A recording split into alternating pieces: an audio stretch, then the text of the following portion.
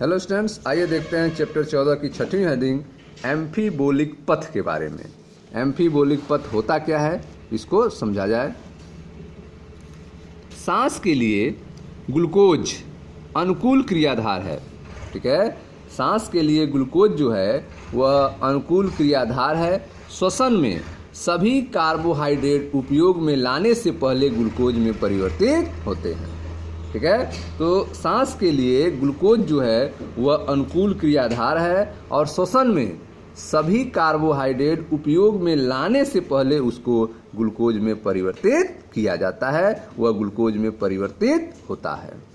जैसे कि पहले बताया जा चुका है कि दूसरे क्रियाधार भी सांस में प्रयोग किए जा सकते हैं।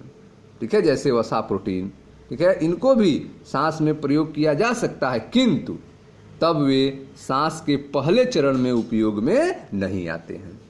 ठीक है, अगर वसा और प्रोटीन का उपयोग किया जाएगा तो वह सांस के पहले चरण में उपयोग में नहीं आते हैं।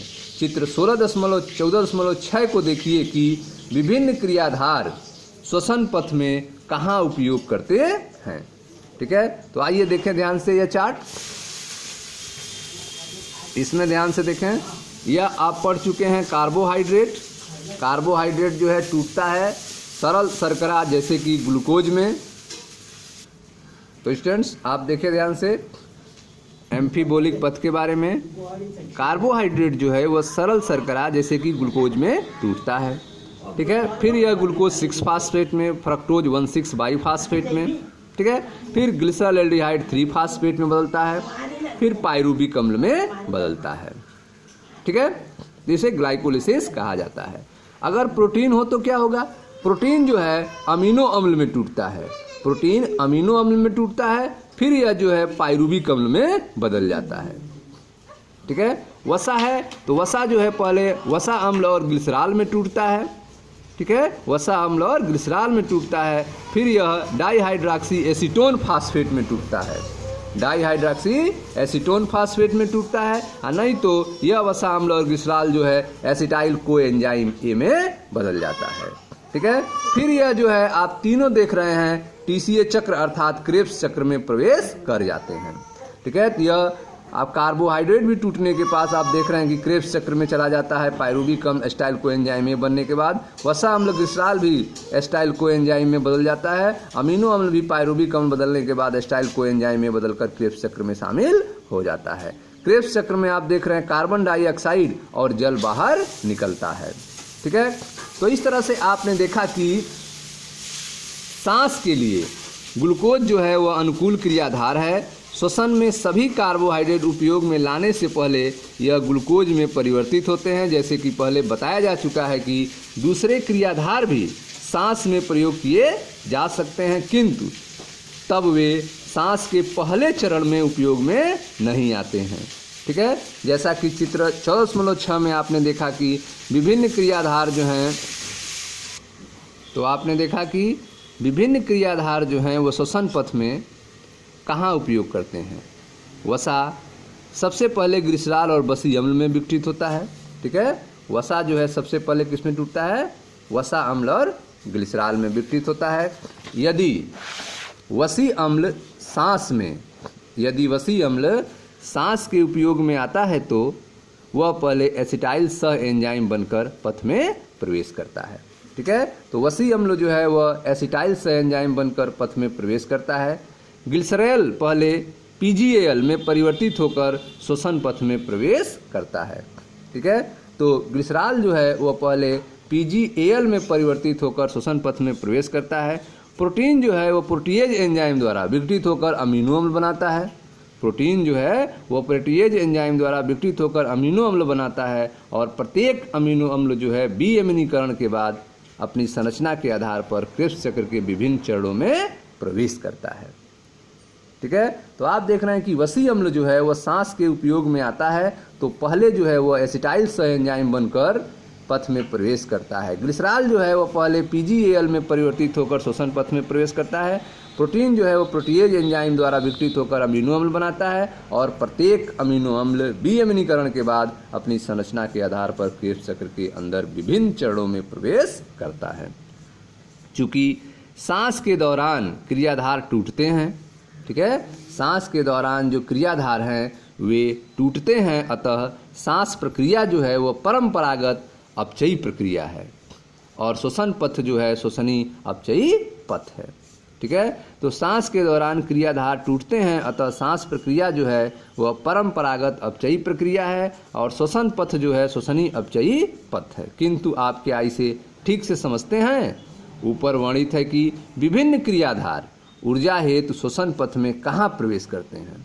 ठीक है, विभिन्न क्रियाधार जो हैं वो ऊर्जा के लिए श्वसन पथ में कहाँ प्रवेश करते हैं, यह जानना महत्वपूर्ण है कि ये यौगिक उपरोक्त क्रियाधार बनाने के लिए श्वसनी पथ से अलग होंगे। ठीक है, ये यौगिक जो हैं वह उपरोक्त क्रियाधार बनाने के लिए श्वसनी पथ से अलग होंगे। अतः पथ में प्रवेश करने से पहले वसा अम्ल जब क्रियाधार के रूप में उपयोग में आते हैं तो श्वसनी पथ में उपयोग में आने से पहले एसिटाइल कोएंजाइम में विखंडित हो जाता है। ठीक है, तो वसा अम्ल जो है किसमें विखंडित होता है? एसिटाइल कोएंजाइम में, जैसा कि हमने आपको फिगर में बताया। ठीक है, तो ये यौगिक जो हैं उपरोक्त क्रियाधार बनाने के लिए श्वसनी पथ से अलग होंगे। अतः पथ में प्रवेश करने से पहले वसा अम्ल जब क्रियाधार के रूप में उपयोग में आते हैं तो श्वसनी पथ में उपयोग में आने से पूर्व यह एसिटाइल कोएंजाइम ए में विखंडित हो जाता है। जब जीवधारी को वसा अम्ल का संश्लेषण करना होता है तो श्वसनी पथ एसिटाइल कोएंजाइम अलग हो जाता है। ठीक है, इसलिए वसा अम्ल के संश्लेषण तथा विखंडन के दौरान श्वसनी पथ का उपयोग होता है।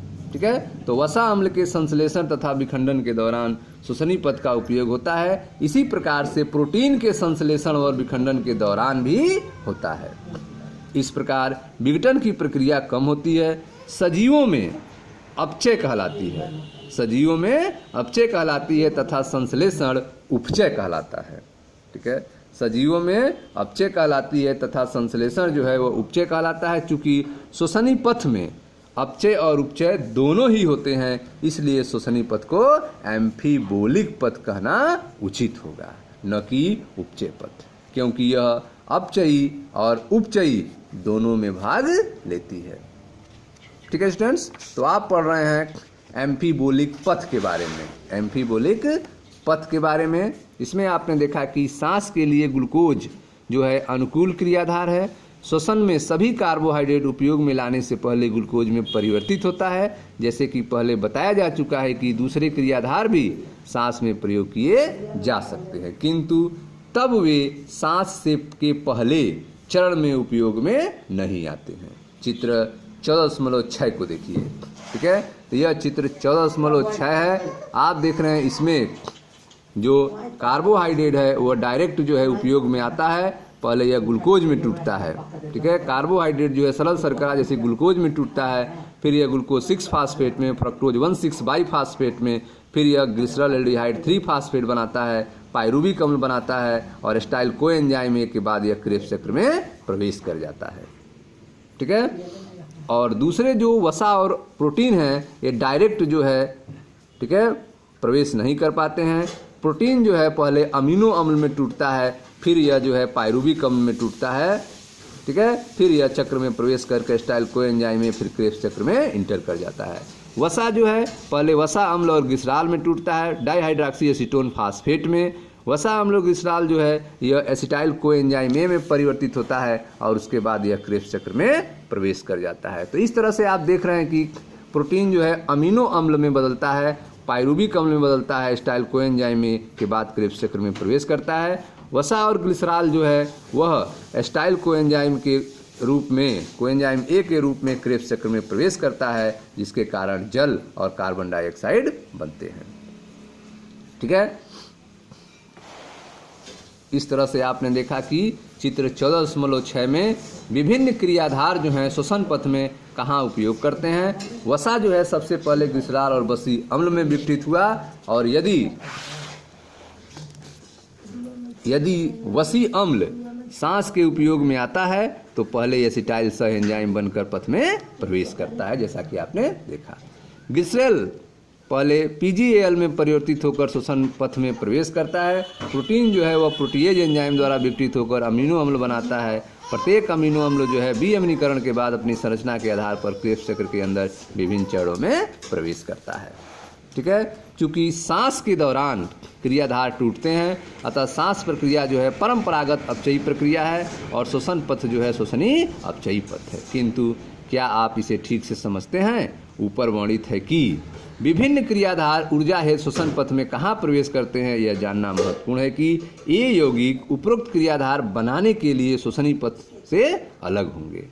अतः पथ में प्रवेश करने से पहले वसा अम्ल जब क्रियाधार के रूप में उपयोग में आते हैं तो श्वसनीय पथ में उपयोग में आने से पहले ए एसिटाइल कोएंजाइम ए में विखंडित हो जाता है। जब जीवधारी को वसा अम्ल का संश्लेषण करना होता है तो श्वसनीय पथ जो है एसिटाइल कोएंजाइम में अलग हो जाता है। इसलिए वसा अम्ल के संश्लेषण तथा विखंडन के दौरान श्वसनीय पथ का उपयोग होता है। इसी प्रकार से प्रोटीन के संश्लेषण और विखंडन के दौरान भी होता है। इस प्रकार विखंडन की प्रक्रिया कम होती है। सजीवों में अपचय कहलाती है, सजीवों में अपचय कहलाती है तथा संश्लेषण उपचय कहलाती है। तो सजीवों में जो विखंडन है वह अपचय कहलाता है और संश्लेषण जो है वह उपचय कहलाता है। क्योंकि श्वसनीय पथ में अपचय और उपचय दोनों ही होते हैं, इसलिए श्वसनीय पथ को एम्फीबोलिक पथ कहना उचित होगा, न कि उपचय पथ, क्योंकि यह अपचयी और उपचयी दोनों में भाग लेती है। ठीक है स्टूडेंट्स, तो यह था एम्फीबोलिक पथ के बारे में। Thank you.